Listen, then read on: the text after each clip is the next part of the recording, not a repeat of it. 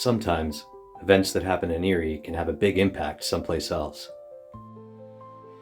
Take, for example, this story dating back to the early 1980s. This is a story about how one local company tried to shake up the status quo, took on the Hollywood studios,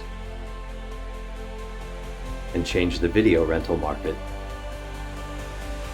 forever.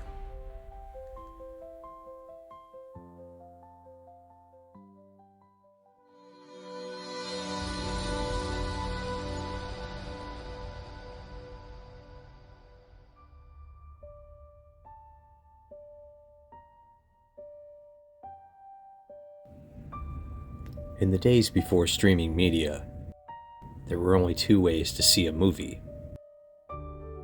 The old tried and true way at a theater, or through expensive home video equipment. That's where Maxwell's saw an opportunity. In the summer of 1981, a small group of investors from Waco, Texas, opened Maxwell's video showcase.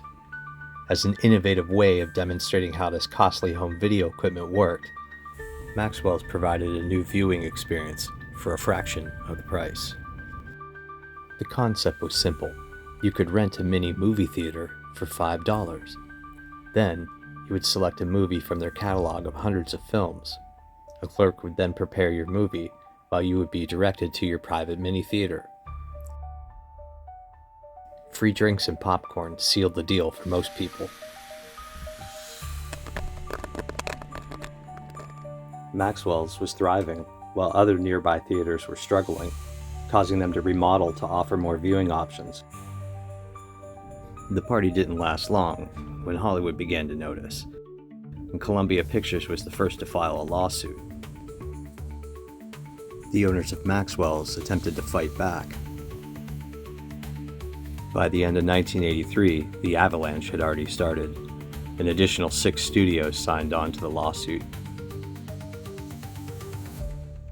But the genie was already out of the bottle, as other people were copying the business model, and similar services were popping up in Northeast and Fairview. Maxwell's even opened a second location in the East Grandview Plaza. Attorneys for the studios argued that Maxwell's viewing booths constituted a separate place of public performance and therefore required its own license.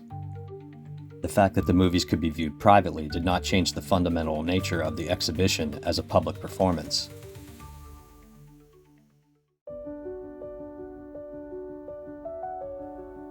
Attorneys for Maxwell's argued the first sale doctrine, which is what allows people to resell books or video games, or lend a movie to a friend. The court determined that playing a video cassette in a private booth within Maxwell's stores constituted a performance under copyright law because it involved showing a motion picture's images and making the accompanying sounds audible. And because Maxwell's stores were open to any member of the public who wished to utilize its facilities or services, the court held that the performances were public under the Copyright Act. The court rejected Maxwell's argument that the first sale doctrine protected their business model. The court reasoned that Maxwell's retained ownership and control of the video cassettes, and their customers were paying for showcasing experience, not for the right to possess or dispose of the tapes.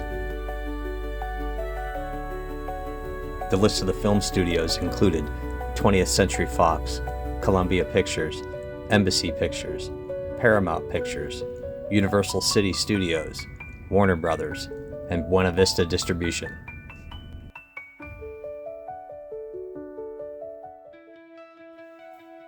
This case closed a loophole that some video rental businesses attempted to exploit by offering private viewing booths as a way to circumvent the need for public performance licenses.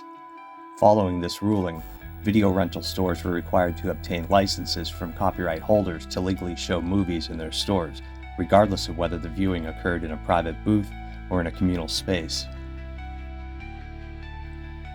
Had just one film studio recognized the potential of Maxwell's business model and collaborated with them instead of pursuing litigation, the trajectory of the video rental industry might have been drastically different. It's conceivable that early acceptance and development of in-store rentals could have influenced the evolution of streaming services. Perhaps studios would have been more cautious about embracing online platforms where streaming services might have incorporated elements of in-store viewing experience. This ruling has had a lasting impact on how copyright law is applied to new technologies, particularly those involving public performance of copyrighted works. The case continues to affect several areas today.